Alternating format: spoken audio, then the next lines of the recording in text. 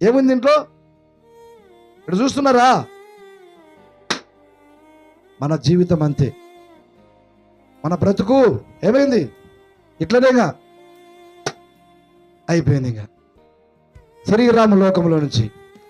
ఇంటి జీవితమును గురించి ప్రాకులాడుతూ, మోసం చేస్తూ, స్వార్థం చేస్తూ, దేవుడంటే భయము లేకుండగా, దేవుడంటే ప్రార్థన జీవితం లేకుండా, విశ్వాసపడకుండగా బలహీనమై అటు ఇటు తిరిగి త్రొట్టిల్లిపోయి నీవు దేవుని దగ్గరికి వెళ్ళాలి అంటే ఏం ప్రయోజనము?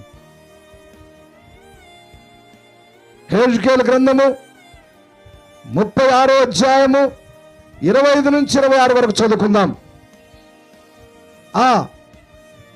నూతన హృదయము మీకు ఇచ్చేదను, నూతన స్వభావమును కలుగజేసేదను. దేవునికి స్తోత్రం.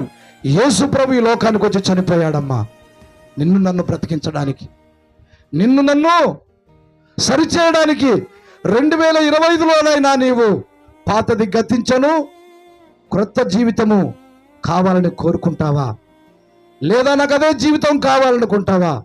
ఆయన నీ జీవితాన్ని చూసినప్పుడు, నీ బ్రతుకును పరిశీలించినప్పుడు, నీవు ఎన్నో రకాలుగా కొట్టుమిట్టాడుతున్నప్పుడు, యేసయ్య దైవ మానవుడుగా ఈ లోకానికి వచ్చి మనందరి కొరకు ప్రాణం పెట్టి నూతన యెరూషలేముకు తీసుకెళ్లాలని సిద్ధపడుతున్నాడు.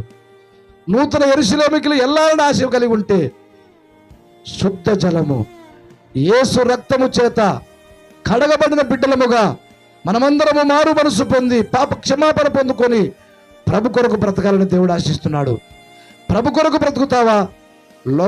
లోకములో బ్రతుకుతూ లోకాశలో మునిగిపోతావా? అది నీకు శ్రేయస్సు. అందుకే నూతన సృష్టి ఉంది. ఆ సృష్టి పరలోకము.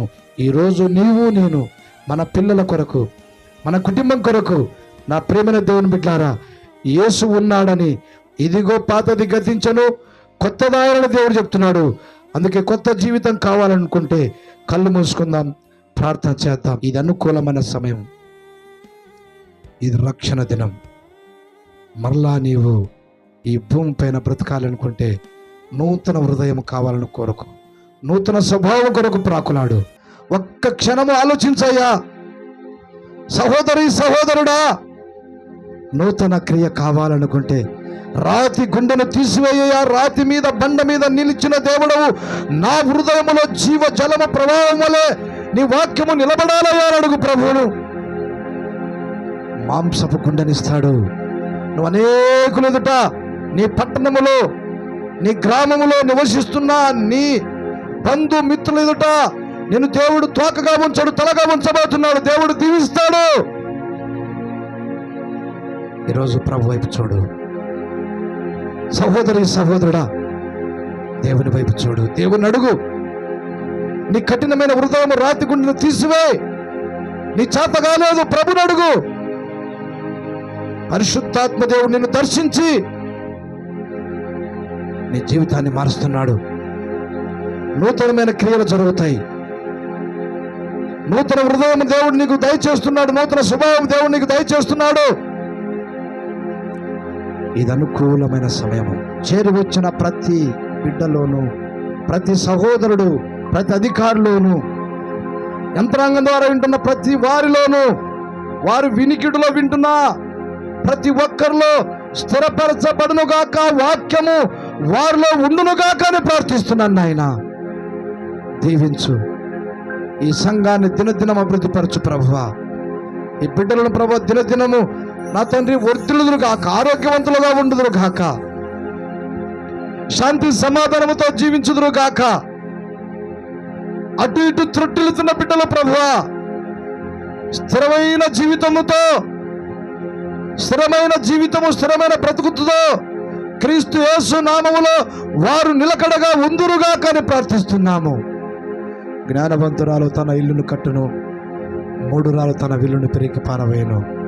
బుద్ధిమంతుడైతే పరమకు పో ఉద్యమ మార్గాన్ని ఎత్తుకుతాడు, బుద్ధిహీనుడు పాతాళమును వెతుకును. దేవా, నీ విన్న వాక్యాన్ని, నువ్వు వినిపించిన వాక్యాన్ని ప్రతి ఒక్కరి హృదయంలో ఫలింపచేయమని నా తండ్రి ఇక 2020 అంతట్లో నీ బిడ్డలకు శాంతి, సమాధానము, సంతోషం దయచేయమని నీకు వందనాలు, నీకు స్తోత్రాలు నాయన. చేరు వచ్చిన బిడ్డలందరూ హస్తాలకు సమర్పిస్తూ ముందుకు జరుగుతున్న కార్యక్రమంలో తోడు నిడగా ఉండమని నన్ను నేను తగ్గించుకొనొచ్చు, నీ నామాన్ని హెచ్చిస్తూ క్రీస్తు యేసునాడు వేడుకొనుచున్నాము తండ్రి. ఆమేన్, ఆమేన్.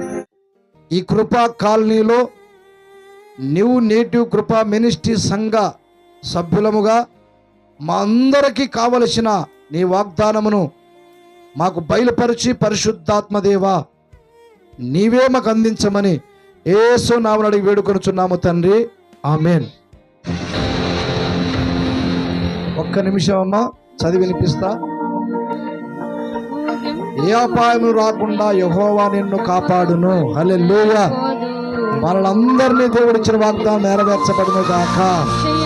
ఆశీర్వదింతును, ఆశీర్వాదించెదను, నిన్ను వృద్ధి చేతును, అభివృద్ధి చేసేదను.